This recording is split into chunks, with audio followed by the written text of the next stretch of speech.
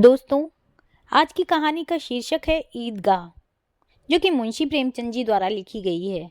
तो चलिए कहानी शुरू करते हैं। रमज़ान के पूरे 30 रोज़ों के बाद ईद आई है। कितना मनोहर, कितना सुहावना प्रभाव है। वृक्षों पर अजीब हरियाली है, खेतों में कुछ अजीब रौनक है, आसमान पर कुछ अजीब लालिमा है। आज का सूर्य देखो, कितना प्यारा, कितना शीतल है। यानी संसार को ईद की बधाई दे रहा है। गांव में कितनी हलचल है। ईदगाह जाने की तैयारियां हो रही हैं। किसी के कुर्ते में बटन नहीं है, पड़ोस के घर में सुई धागा लेने दौड़ा जा रहा है। किसी के जूते कड़े हो गए हैं, उनमें तेल डालने के लिए तेली के घर भागा जाता है। जल्दी जल्दी बैलों को सानी पानी दे दें। ईदगाह से लौटते लौटते दोपहर हो जाएगी। 3 कोस का पैदल रास्ता, फिर सैकड़ों आदमियों से मिलना भेंटना। दोपहर से पहले लौटना असंभव है। लड़के सबसे ज्यादा प्रसन्न हैं। किसी ने 1 रोजा रखा, वह भी दोपहर तक, किसी ने वह भी नहीं रखा। लेकिन ईदगाह जाने की खुशी उनके हिस्से की चीज है। रोजे बड़े बूढ़ों के लिए होंगे, इनके लिए तो ईद है। रोज ईद का नाम रटते थे, आज वह आ गई। अब जल्दी पड़ी है कि लोग ईदगाह क्यों नहीं चलते। इन्हें गृहस्थी की चिंताओं से क्या प्रयोजन। सेवैयों के लिए दूध और शक्कर घर में है या नहीं, इनकी बला से ये तो सेवैयां खाएंगे। वह क्या जाने कि अब्बाजान क्यों बदहवास चौधरी कायम अली के घर दौड़े जा रहे हैं। उन्हें क्या खबर कि चौधरी आंखें बदल ले तो यह सारी ईद मुहर्रम हो जाए। उनकी अपनी जेबों में तो कुबेर का धन भरा हुआ है। बार बार जेब से अपना खजाना निकालकर गिनते हैं और खुश होकर फिर रख लेते हैं। महमूद गिनता है, 1 2 10 12। उनके पास 12 पैसे हैं। मोहसिन के पास 1 2 3 8 9 15 पैसे हैं। इन्हीं अनगिनती पैसों में अनगिनती चीजें लाएंगे, खिलौने, मिठाइयाँ, बिगुल, गेंद और जाने क्या क्या। और सबसे ज्यादा प्रसन्न है हामिद। वह 4-5 साल का गरीब सूरत दुबला पतला लड़का, जिसका बाप गत वर्ष हेजे की भेंट हो गया और माँ न जाने क्यों पीली होती होती एक दिन मर गई। किसी को पता क्या बीमारी है, कहती तो कौन सुनने वाला था। दिल पर जो कुछ बीतती थी वह दिल ही में सहती थी, और जब न सहा गया तो संसार से विदा हो गई। अब हामिद अपनी बूढ़ी दादी अमीना की गोद में सोता है और उतना ही प्रसन्न है। उसके अब्बा जान रुपये कमाने गए हैं, बहुत सी थैलियां लेकर आएंगे। अम्मी जान अल्लाह मियाँ के घर से उसके लिए अच्छी अच्छी चीजें लाने गई है, इसलिए हामिद प्रसन्न है। आशा तो ऐसी ही चीज है, और फिर बच्चों की आशा, उनकी कल्पना तो राई का पर्वत बना लेती है। हामिद के पाँव में जूते नहीं हैं, सिर पर एक पुरानी धुरानी टोपी है जिसका गोटा काला पड़ गया है, फिर भी वह प्रसन्न है। जब उसके अब्बा जान थैलियाँ और अम्मी जान नियामतें लेकर आएंगी तो वह दिल से अरमान निकाल लेगा। तब देखेगा मोहसिन, नूरे और सम्मी कहाँ से उतने पैसे निकालेंगे। अभागी नमीना अपनी कोठरी में बैठी रो रही है। आज ईद का दिन, उसके घर में दाना नहीं। आज आबिद होता तो क्या इसी तरह ईद आती और चली जाती। इस अंधकार और निराशा में वह डूबी जा रही थी। किसने बुलाया था इस निगोड़ी ईद को। इस घर में उसका काम नहीं, लेकिन हामिद, उसे किसी के मरने जीने से क्या मतलब। उसके अंदर प्रकाश है, बाहर आशा। विपत्ति अपना सारा दल बल लेकर आए, हामिद की आनंद भरी चितवन उसका विध्वंस कर देती है। हामिद भीतर जाकर दादी से कहता है, तुम डरना नहीं अम्मा, मैं सबसे पहले आऊंगा। बिल्कुल न डरना। अमीना का दिल कचोट रहा है। गांव के बच्चे अपने अपने बाप के साथ जा रहे हैं। हामिद का बाप अमीना के सिवा और कौन है। उसे कैसे अकेले मेले जाने दें। उस भीड़ भाड़ में बच्चा कहीं खो जाए तो क्या हो। नहीं, अमीना उसे यूं न जाने देगी। नन्ही सी जान, 3 कोस चलेगा कैसे। पैर में छाले पड़ जाएंगे, जूते भी तो नहीं हैं। वह थोड़ी थोड़ी दूर उसे गोद में ले लेती, लेकिन यहाँ सेवैयां कौन पकाएगा। पैसे होते तो लौटते लौटते सब सामग्री जमा करके चटपट बना लेती। यहाँ तो घंटों चीजें जमा करते लगेंगे। मांगे का ही तो भरोसा ठहरा। उस दिन फहीमन के कपड़े सिले थे, 8 आने पैसे मिले। उस अठन्नी को ईमान की तरह बचाती चली आती थी इसी ईद के लिए। लेकिन कल ग्वालन सिर पर सवार हो गई। तो क्या करती। हामिद के लिए कुछ नहीं है तो 2 पैसे का दूध तो चाहिए ही।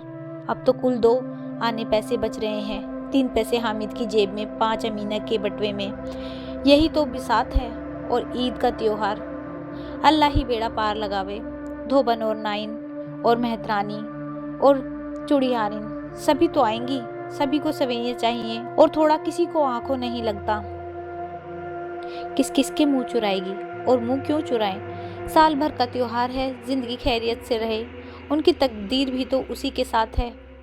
बच्चे को खुदा सलामत रखे, ये दिन भी कट जाएंगे। गांव में मेला चला और बच्चों के साथ हामिद भी जा रहा था। कभी सबके सब दौड़कर आगे निकल जाते, फिर किसी पेड़ के नीचे खड़े होकर साथ वालों का इंतजार करते। यह लोग क्यों इतना धीरे चल रहे हैं। हामिद के पैरों में तो जैसे पर लग गई थी। वह कभी थक सकता है। शहर का दामन आ गया। सड़क के दोनों ओर अमीरों के बगीचे, पक्की 4 दीवारी बनी हुई हैं। पेड़ों में आम लीचियां लगी हुई हैं। कभी कभी कोई लड़का कंकड़ी उठाकर आम पर निशाना लगाता है। माली अंदर से गाली देता हुआ निकलता है। लड़के वहां से एक फलांग पर हैं, खूब हंस रहे हैं। माली का कैसा उल्लू बनाया। बड़ी बड़ी इमारतें आने लगी। यह अदालत है, यह कॉलेज है, यह क्लब घर है। इतने बड़े कॉलेज में कितने लड़के पढ़ते होंगे। सब लड़के नहीं हैं जी, बड़े बड़े आदमी हैं। सच, इनकी बड़ी बड़ी मूछें हैं। इतने बड़े हो गए अभी तक पढ़ने जाते हैं। न जाने कब तक पढ़ेंगे और क्या करेंगे इतना पढ़कर। हामिद के मदरसे में 2-3 बड़े बड़े लड़के हैं, बिल्कुल 3 कौड़ी के। रोज मार खाते हैं, काम से जी चुराने वाले। इस जगह भी उसी तरह के लोग होंगे और क्या। क्लब घर में जादू होता है, सुना है। यहाँ मुर्दों की खोपड़ियाँ दौड़ती हैं और बड़े बड़े तमाशे होते हैं, पर किसी को अंदर नहीं जाने देते। और वहाँ शाम को साहब लोग खेलते हैं, बड़े बड़े आदमी खेलते हैं, मूंछों दाढ़ी वाले, और मैमी भी खेलती हैं।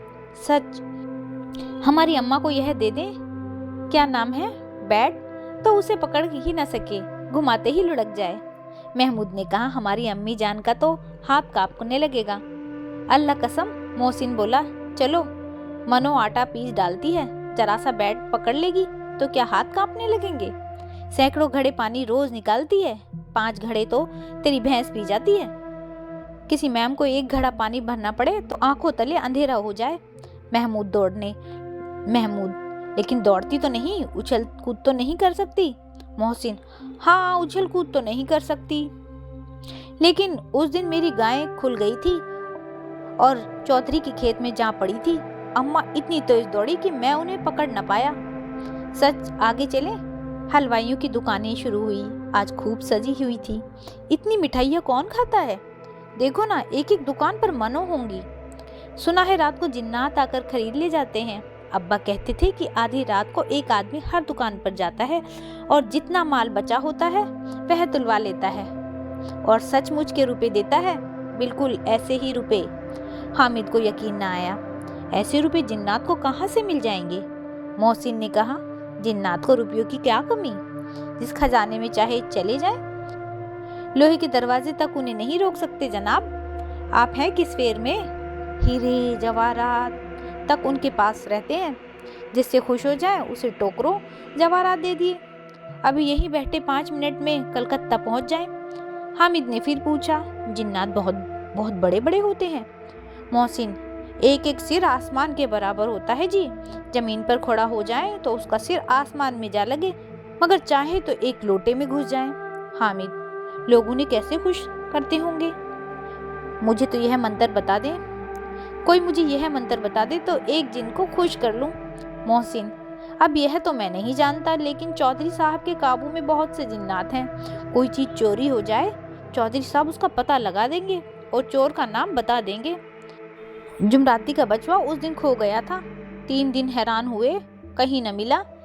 जब झक मारकर चौधरी के पास गए, चौधरी ने तुरंत बता दिया मवेशी खाने में है, और वहीं मिला। जिन्नात आकर उन्हें सारे जहान की खबर दे जाते हैं। अब उसकी समझ में आ गया कि चौधरी के पास क्यों इतना धन है और क्यों उनका इतना सम्मान है। आगे चले, यह पुलिस लाइन है। यही सब कांस्टेबल कवायद करते हैं। रेंटन, फायफो, रात को बेचारे घूम घूम कर पहरा देते हैं, नहीं चोरियां हो जाएं। मोहसिन ने प्रतिवाद किया, यह कांस्टेबल पहरा देते हैं? तभी तुम बहुत जानते हो। अजी हजरत, यह चोरी करते हैं। शहर में जितने चोर डाकू हैं सब इनसे मिले हुए रहते हैं। रात को ये लोग चोरों से तो कहते हैं चोरी करो, और आप मोहल्ले में जाकर जागते रहो पुकारते हैं, तभी इन लोगों के पास इतने रुपए आते हैं। मेरे मामू एक थाने में कांस्टेबल हैं, 20 रुपया महीना पाते हैं, लेकिन 50 रुपये घर भेजते हैं। अल्लाह कसम, मैंने एक बार पूछा था कि मामू आप इतने रुपए कहाँ से पाते हैं? हंसकर कहने लगे, बेटा अल्लाह देता है। फिर आप ही बोले, हम लोग चाहें तो एक दिन में लाखों मार लाएं। हम तो इतना ही लेते हैं जिसमें अपनी बदनामी ना हो और नौकरी ना चली जाए। हामिद ने पूछा, ये लोग चोरी करवाते हैं तो कोई इन्हें पकड़ता नहीं? मोहसिन उसकी नादानी पर दया दिखाकर बोला, अरे पागल, इन्हें कौन पकड़ेगा? पकड़ने वाले तो ये लोग खुद हैं, लेकिन अल्लाह इन्हें सजा भी खूब देता है। हराम का माल हराम में हो जाता है। थोड़े ही दिन हुए मामू के घर में आग लग गई और सारी लेई पूंजी जल गई। एक बर्तन तक न बचा। कई दिन पेड़ के नीचे सोए, अल्लाह कसम पेड़ के नीचे। फिर न जाने कहां से 100 कर्ज लाए तो बर्तन भांडे आए। हामिद, 100 तो 50 से ज्यादा होते हैं। कहाँ 50, कहाँ 100। 50 एक थैली भर होते हैं तो 100 2 थैली में भी ना आए। अब बस्ती घनी होने लगी। ईदगाह जाने वालों की टोलियां नजर आने लगी, एक से एक भड़कीले वस्त्र पहने हुए, कोई इक्के तांगे पर सवार, कोई मोटर पर। सभी इत्र से बसे, सभी के दिलों में उमंग। ग्रामीणों का यह छोटा सा दल अपनी विपन्नता से बेखबर, संतोष और धैर्य में मगन चला जा रहा था। बच्चों के लिए नगर की सभी चीजें अनोखी थी। जिस चीज की ओर ताकते ही रह जाते और पीछे से बार बार हॉर्न की आवाजें होने पर भी न चेतते। हामिद तो मोटर के नीचे जाते जाते बचा। सहसा ईदगाह नजर आए। ऊपर इमली के घने वृक्षों की छाया है, नीचे पक्का फर्श जिस पर जाजम बिछा हुआ है, और रोजेदारों की पंक्तियां एक के पीछे एक न जाने कहां तक चली गई, पक्की जगत के नीचे तक, जहां जाजम भी नहीं है। एक नए आने वाले आकर पीछे की कतार में खड़े हो जाते। आगे जगह नहीं है। यहाँ कोई धन और पद नहीं देखता। इस्लाम की निगाह में सब बराबर हैं। इन ग्रामीणों ने भी वजू किया और पिछली पंक्ति में खड़े हो गए। कितना सुंदर संचालन है, कितनी सुंदर व्यवस्था। लाखों सिर एक साथ सिजदे में झुक जाते हैं, फिर सब के सब एक साथ खड़े हो जाते हैं, एक साथ झुकते हैं और एक साथ घुटनों के बल बैठ जाते हैं। कई बार यही क्रिया होती है, जैसे बिजली की लाखों बत्तियां एक साथ प्रदीप्त हों और एक साथ बुझ जाएं, और यही क्रम चलता रहा। कितना अपूर्व दृश्य था, जिसकी सामूहिक क्रियाएं, विस्तार और अनंतता हृदय को श्रद्धा, गर्व और आनंद में से भर देती थी। मानो भ्रातृत्व का एक सूत्र इन समस्त आत्माओं को एक लड़ी में पिरोए हुए है। नमाज खत्म हो गई और लोग आपस में गले मिल रहे हैं। तब मिठाई और खिलौनों की दुकान पर धावा होता है। ग्रामीणों का यह दल इस विषय में बालकों की कम उत्साही नहीं है। यह देखो, हिंडोला है, एक पैसा देकर चढ़ जाओ। कभी आसमान पर जाते हुए मालूम होंगे, कभी जमीन पर गिरते हुए। एक चक्री है, लकड़ी के हाथी, घोड़े, ऊंट छड़ों में लटके हुए हैं। एक पैसा देकर बैठ जाओ और 25 चक्रों का मजा लो। महमूद और मोहसिन और नूरे और सम्मी इन घोड़ों और ऊंटों पर बैठते हैं। हामिद दूर खड़ा है। 3 ही पैसे तो उसके पास हैं। अपने कोष का 1/3 जरा सा चक्कर खाने के लिए नहीं दे सकता। सब चरखियों से उतरते हैं, सब खिलौने लेंगे। इधर दुकानों की कतार लगी हुई है। तरह तरह के खिलौने हैं, सिपाही और गुजरिया, राजा और वकील, भिश्ती और धोबिन और साधु। वाह, कितने सुंदर खिलौने हैं। अब बोला ही चाहते हैं। महमूद सिपाही लेता है, बाकी वर्दी और लाल पगड़ी वाला कंधे पर बंदूक रखे हुए मालूम होता है। अभी कवायद किए चला आ रहा है। मोहसिन को भिश्ती पसंद आया। कमर झुकी हुई है, ऊपर मश्क रखे हुए है। मश्क का मुंह एक हाथ से पकड़े हुए है। कितना प्रसन्न है, शायद कोई गीत गा रहा है। बस मशक से पानी उड़ेलना ही चाहता है। नूरे को वकील से प्रेम है। कैसी विद्वता है उसके मुख पर। काला चोगा, नीचे सफेद अचकन, अचकन के सामने की जेब में घड़ी, सुनहरी जंजीर, एक हाथ में कानून का पोथा लिए हुए मालूम होता है अभी किसी अदालत से जिरह या बहस किए चले आ रहा है। यह सब 2-2 पैसे में के खिलौने हैं। हामिद के पास कुल 3 पैसे हैं। इतनी महंगी खिलौने वह कैसे ले? खिलौना कहीं हाथ से छूट पड़े तो चूर चूर हो जाए, जरा पानी पड़े तो सारा रंग घुल जाए। ऐसे खिलौने लेकर वह क्या करेगा? किस काम के? मोहसिन कहता, मेरी भिश्ती रोज पानी दे जाएगा सांझ सवेरे महमूद, और मेरा सिपाही घर का पहरा देगा। कोई चोर आएगा तो फौरन बंदूक से फेर कर देगा। नूरे और मेरा वकील खूब मुकदमा लड़ेगा। सम्मी और मेरी धोबन रोज कपड़े धोएगी। हामिद खिलौनों की निंदा करता है। मिट्टी ही के तो है, गिरे तो चकनाचूर हो जाए। लेकिन ललचाई हुई आंखों से खिलौनों को देख रहा है और चाहता है कि जरा देर के लिए उन्हें हाथ में ले सकता है। उनके हाथ अनायास ही लपकते हैं, लेकिन लड़के इतने त्यागी नहीं होते, विशेषकर जब अभी नया शौक है। हामिद ललचाता रह जाता है। खिलौनों के बाद मिठाइयाँ आती हैं। किसी ने रेवड़ियाँ ली, किसी ने गुलाब जामुन, किसी ने सोहन हलवा। मज़े से खा रहे हैं। हामिद बिरादरी से पृथक है। अभागे के पास 3 पैसे हैं, क्यों नहीं कुछ लेकर खाता? ललचाई आंखों से सबकी ओर देखता है। मोहसिन कहता है, हामिद रेवड़ी ले जा। हामिद रेवड़ी ले जा, कितना खुशबूदार है। हामिद को संदेह हुआ, ये केवल क्रूर विनोद है। मोहसिन उतना उदार नहीं है, लेकिन यह जानकर कि वह उसके पास जाता है। मोहसिन दोने से एक रेवड़ी निकालकर हामिद की ओर बढ़ाता है। हामिद हाथ फैलाता है। मोहसिन रेवड़ी अपने मुंह में रख लेता है। मोहसिन, नूरे और सम्मी खूब तालियां बजा बजा कर हंसते हैं। हामिद खिसिया जाता है। मोहसिन, अच्छा आपकी जरूर दे देंगे हामिद, अल्लाह कसम, ले जाओ। हामिद, रखे रहो, क्या मेरे पास पैसे नहीं हैं? सम्मी, 3 ही पैसे तो हैं, 3 पैसे में क्या क्या लोगे? महमूद, हमें गुलाब जामुन ले जाओ। हामिद, मोहसिन बदमाश है। हामिद, मिठाई कौन बड़ी नेमत है, किताब में इसकी कितनी बुराइयां लिखी हैं। मोहसिन, लेकिन दिल में कह रहे होंगे कि मिले तो खा लें, अपने पैसे क्यों नहीं निकालते? महमूद, हम समझते हैं इसकी चालाकी, जब हमारे सारे पैसे खर्च हो जाएंगे तो हमें ललचा ललचा कर खाएगा। मिठाइयों के बाद कुछ दुकानें लोहे की चीज़ों की, कुछ गिलट की और कुछ नकली गहनों की। लड़कों के लिए यहाँ कोई आकर्षण न था, वे सब आगे बढ़ जाते हैं। हामिद लोहे की दुकान पर रुक जाता है। कई चिमटे रखे हुए थे। उसे ख्याल आया, दादी के पास चिमटा नहीं है। तवे से रोटियां उतारती है तो हाथ जल जाता है।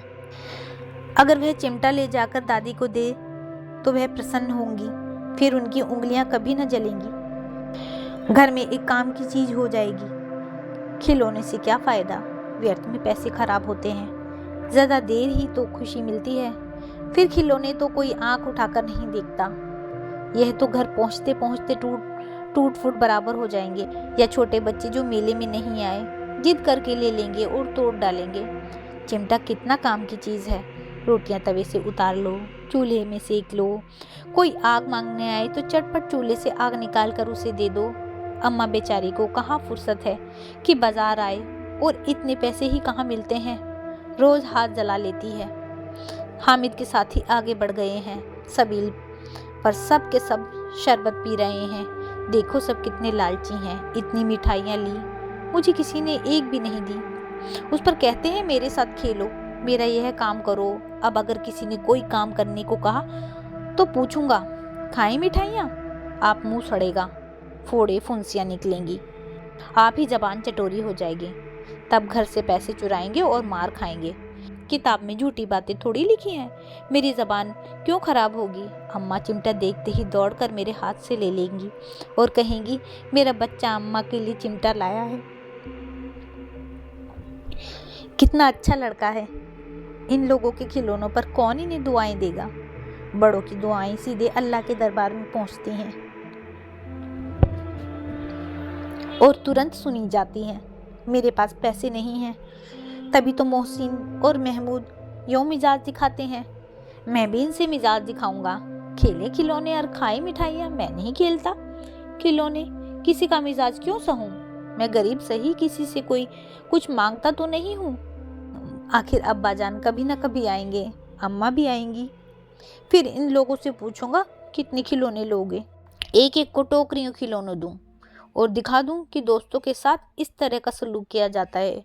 यह नहीं कि एक पैसे की रेवड़ियाँ ली तो चिड़ा चिड़ा कर खाने लगे। सब के सब खूब हंसेंगे कि हामिद ने चिमटा लिया है। हंसे मेरी बला से। उसने दुकानदार से पूछा, यह चिमटा कितने का है? दुकानदार ने उसकी ओर देखा और को आदमी साथ न देखकर कहा, तुम्हारे काम का नहीं है जी। बिकाऊ है, बिकाऊ है कि नहीं? बिकाऊ है कि नहीं? बिकाऊ क्यों नहीं है? और यहाँ क्यों लाद लाए हैं? तो बताते क्यों नहीं कि कितने पैसे का है? 6 पैसे लगेंगे। हामिद का दिल बैठ गया। ठीक ठीक 5 पैसे लगेंगे, लेना हो तो लो, नहीं तो चल दे बनो। हामिद ने कलेजा मजबूत करके कहा, 3 पैसे लोगे? यह कहता हुआ वह आगे बढ़ गया कि दुकानदार की घुड़कियां ना सुने, लेकिन दुकानदार ने घुड़कियां नहीं दी, बुलाकर चिमटा दे दिया। हामिद ने उसे इस तरह कंधे पर रखा मानो बंदूक है और शान से अकड़ता हुआ संगियों के पास आया। जरा सुने सबके सब क्या क्या आलोचनाएं करते हैं। मोहसिन ने हंसकर कहा, यह चिमटा क्यों लाया पगले, इससे क्या करेगा? हामिद ने चिमटे को जमीन पर पटक कर कहा, जरा अपनी भिश्ती जमीन पर गिरा दो, सारी पसलियां चूर चूर हो जाएंगी बच्चों की। महमूद बोला, तो यह चिमटा कोई खिलौना है?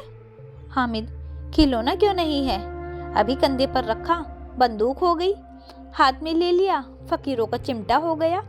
चाहूं तो इससे मंजीरे का काम ले सकता हूँ। एक चिमटा जमा दूं तो तुम लोगों के सारे खिलौनों की जान निकल जाए। तुम्हारे खिलौने कितने ही जोर लगाए, मेरे चिमटे का बाल भी बांका नहीं कर सकते। मेरा बहादुर शेर है चिमटा। समरी ने खंजरी ली थी, प्रभावित होकर बोला, मेरी खंजरी से बदलोगे? 2 आने की है। हामिद ने खंजरी की ओर उपेक्षा से देखा, मेरा चिमटा चाहे तो तुम्हारी खंजरी का पेट फाड़ डाले। एक चमड़े की झिल्ली लगा दी, डब डब बोलने लगी, जरा सा पानी लग जाए तो खत्म हो जाए। मेरा बहादुर चिमटा आग में, पानी में, आंधी में, तूफान में बराबर डटा खड़ा रहेगा। चिमटे ने सभी को मोहित कर लिया। अब पैसे किसके पास धरे हैं? फिर मेले से दूर निकल आए हैं। 9 कब के बज गए, धूप तेज हो रही है, घर पहुंचने की जल्दी हो रही है। बाप से जिद भी करें तो चिमटा नहीं मिल सकता। हामिद है बड़ा चालाक, इसलिए बदमाश ने अपने पैसे बचा रखे थे। अब बालकों के 2 दल हो गए, मोहसिन, महमूद, सम्मी और नूरे एक तरफ है, हामिद अकेला शास्त्रार्थ हो रहा है। सम्मी तो विधर्मी हो गया, दूसरे पक्ष में जा मिला। लेकिन मोहसिन, महमूद और नूरे भी हामिद से 1-1, 2-2 साल बड़े होने पर भी हामिद के आघातों से आतंकित हो उठे। उसके पास न्याय का बल है और नीति की शक्ति। एक ओर मिट्टी है, दूसरी ओर लोहा, जो इस वक्त अपने को फौलाद कर रहा है। वह अजय है, घातक है। अगर कोई शेर आ जाए तो मियाँ भिश्ती के छक्के छूट जाएं, मियाँ सिपाही मिट्टी की बंदूक छोड़कर भाग जाए, वकील साहब की नानी मर जाए, चोंगे में मुंह छिपाकर जमीन पर लेट जाए। मगर यह चिमटा, यह बहादुर है। यह रुस्तम हिंद लपक कर शेर की गर्दन पर सवार हो जाएगा और उसकी आंखें निकाल लेगा। मोहसिन ने एड़ी चोटी का जोर लगाकर कहा, अच्छा पानी तो नहीं भर सकता? हामिद ने चिमटे को सीधा खड़ा करके कहा, भिश्ती को एक डांट बताएगा तो दौड़ा हुआ पानी लेकर उसके द्वार पर छिड़कने लगेगा। मोहसिन परास्त हो गया, पर महमूद ने कुमुक पहुंचाई, अगर बच्चा पकड़ जाए तो अदालत में बंधे बंधे फिरोगे, अब तो वकील साहब के पैरों में पड़ेंगे। हामिद इस प्रबल तर्क का जवाब न दे सके। उसने पूछा, हमें पकड़ने कौन आएगा? नूरे ने अकड़ कर कहा, यह सिपाही बंदूक वाला।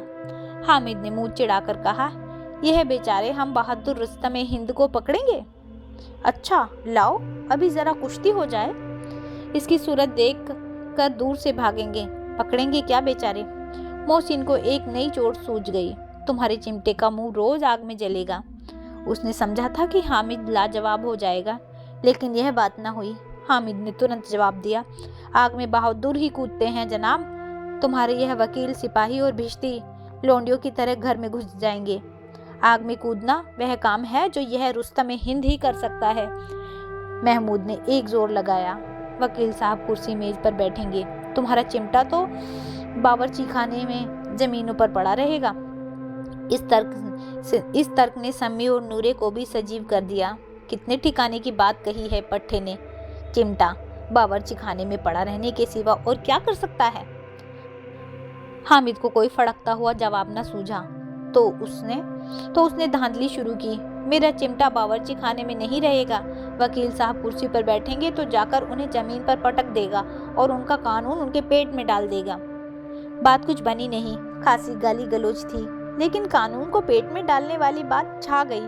ऐसी छा गई कि तीनों सुरमा मुंह ताकते रह गए, मानो कोई ढीलचा कनकोआ किसी गंडे वाले कनकोए को काट गया हो। कानून मुंह से बाहर निकलने वाली चीज है, उसको पेट के अंदर डाल दिया जाना बेतुकी सी बात होने पर भी कुछ नयापन रखती है। हामिद ने मैदान मार लिया। उसका चिमटा रुस्तम हिंद है।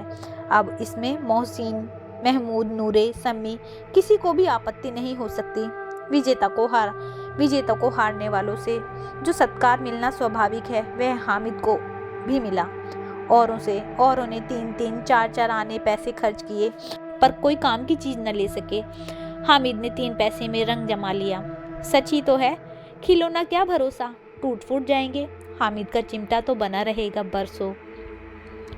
संधि की शर्तें तय होने लगी। मोहसिन ने कहा, जरा अपना चिमटा तो दो, हम भी देखें। तुम हमारा भिश्ती लेकर देखो। महमूद और नूरे ने भी अपने अपने खिलौने पेश किए। हामिद को इन शर्तों को मानने की में कोई आपत्ति न थी। चिमटा बारी बारी से सबके हाथों में गया और उनके खिलौने बारी बारी से हामिद के हाथ में आए। कितने खूबसूरत खिलौने हैं। हामिद ने हारने वालों के आंसू पोंछे।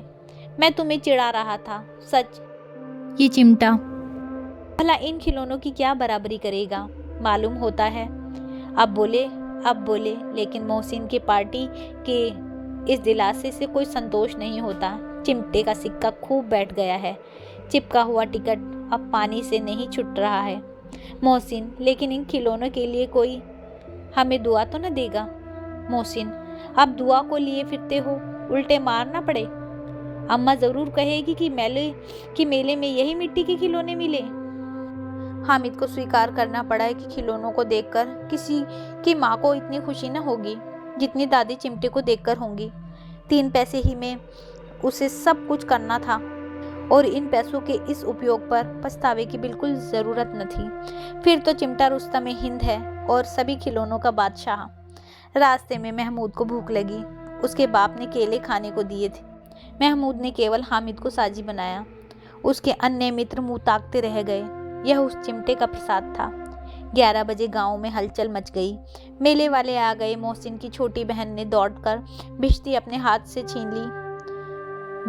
हाथ से छीन ली और मारे खुशी के जा उछली तो मियाँ भिश्ती नीचे आ रहे और सुरलोक सिधारे। इस पर भाई बहन में मारपीट हो गई। दोनों खूब रोए। उनकी अम्मा यह शोर सुनकर बिगड़ी और दोनों के ऊपर 2-2 चांटे और लगाए। मियाँ नूरे के वकील का अंत उनके प्रतिष्ठा अनुसार इससे ज्यादा गौरवमय हुआ। वकील जमीन पर या ताक पर तो नहीं बैठ सकता, उसके मर्यादा का विचार तो करना ही होगा। दीवार में खुटिया गाड़ी गई। उन पर लकड़ी का एक पट्टा रखा गया। पटरे पर कागज का कालीन बिछाया गया।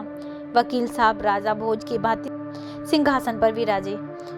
नूरे ने उन्हें पंखा झलना शुरू किया। अदालत में खस की टट्टियां और बिजली के पंखे रहते हैं, क्या यहाँ मामूली पंखा भी ना हो? कानून की गर्मी दिमाग पर चढ़ जाएगी कि नहीं। बांस का पंखा आया और नूरे हवा करने लगी। मालूम नहीं पंखे की हवा से या पंखे की चोट से वकील साहब स्वर्गलोक से मृत्यु लोक में आ रहे हैं और उनका माटी का चोला माटी में मिल गया। फिर बड़े जोर शोर से मातम हुआ और वकील साहब की अस्थि घूरे पर डाल दी गई। अब रहा महमूद का सिपाही। उसे चटपट गांव का पहरा देने का चार्ज मिल गया। लेकिन पुलिस का सिपाही कोई साधारण व्यक्ति तो नहीं जो अपने पैरों चले, वह पालकी पर चलेगा। एक टोकरी आई, उसमें कुछ लाल रंग के फटे पुराने चिथड़े बिछाए गए जिसमें सिपाही साहब आराम से लेटे हुए। नूरे ने यह टोकरी उठाई, अपने द्वार पर चक्कर लगाने लगी। उसके दोनों छोटे भाई सिपाही की तरह छोड़ने वाले जागते रहो पुकारते चलते हैं, मगर रात तो अंधेरी ही होनी चाहिए। महमूद को ठोकर लग गई। टोकरी उसके हाथ से छूट कर गिर पड़ी और मियाँ सिपाही अपनी बंदूक लिए जमीन पर आ जाते हैं। उनकी एक टांग में विकार आ जाता है। महमूद को आज ज्ञात हुआ कि वह अच्छा डॉक्टर है। उसको ऐसा मरहम मिल गया जिससे वह टूटी टांग को आनन फानन में जोड़ सकता है। केवल गूलर का दूध चाहिए। गूलर का दूध आता है, टांग जवाब दे देती है। शल्य क्रिया असफल हुई तब उसकी दूसरी टांग भी तोड़ दी जाती है। अब कम से कम एक जगह आराम से बैठ तो सकेगा। एक टांग से तो न चल सकता था न बैठ सकता था। अब वह सिपाही सन्यासी हो गया है। उसकी जगह पर बैठा बैठा पहरा देता है। कभी कभी देवता भी बन जाता है। उसके सिर पर झालरदार साफा खुरच दिया गया है। अब उसका जितना रूपांतर चाहो कर सकते हो। कभी कभी तो उसे बाट का काम भी लिया जाता है। अब मियां हामिद का हाल सुनिए। अमीना उसकी आवाज सुनते ही दौड़ी, उसी गोद में उठाकर प्यार करने लगी। सहसा उसके हाथ में चिमटा देखकर वह चौंकी। ये चिमटा कहाँ है था? मैंने मोल लिया है। क्या पैसे में? 3 पैसे में। अमीना ने छाती पीट ली। ये कैसा बेसमझ लड़का है कि दोपहर हुई कुछ खाया न पिया, लाया क्या चिमटा। सारे मेले में तुझे कोई चीज न मिली जो यह लोहे का चिमटा उठा लाया। हामिद ने अपराधी भाव से कहा, तुम्हारी उंगलियां तवे पर जल जाती थी इसलिए मैंने इसे लिया। बुढ़िया का क्रोध तुरंत स्नेह में बदल गया, और स्नेह भी वह नहीं जो प्रगल्भ होता है और अपनी सारी कसक शब्दों में बिखेर देता है। यह मूक स्नेह था, खूब ठोस, खूब स्वाद से भरा हुआ। बच्चे में कितना त्याग, कितना सद्भाव, कितना विवेक है। दूसरों को खिलौने लेते, मिठाई खाते देख उसका मन कितना ललचाया होगा। इतना जब्त इससे हुआ कैसे? वहां भी उसे अपनी बुढ़िया दादी की याद बनी रही। अमीना का मन गदगद हो गया। और अब एक बड़ी विचित्र बात हुई, हामिद के इस चिमटे से भी विचित्र। बच्चे हामिद ने बूढ़े हामिद का पार्ट खेला था। बुढ़िया अमीना बालिका अमीना बन गई। वह रोने लगी, दामन फैलाकर हामिद को दुआएं देती जाती थी और आंसू की बड़ी बड़ी बूंदें गिराती जाती थी। हामिद इसका रहस्य क्या समझता? तो दोस्तों, यह थी मुंशी प्रेमचंद की एक लघु कथा। आपको यह कहानी कैसी लगी? क्या इस कहानी ने आपके मन को छुआ? मुझे कमेंट करके ज़रूर बताइएगा। यदि आपको कहानी अच्छी लगी हो तो कहानी को लाइक कीजिएगा, शेयर कीजिएगा और मेरे चैनल को सब्सक्राइब कीजिएगा। कहानी सुनने के लिए बहुत बहुत धन्यवाद।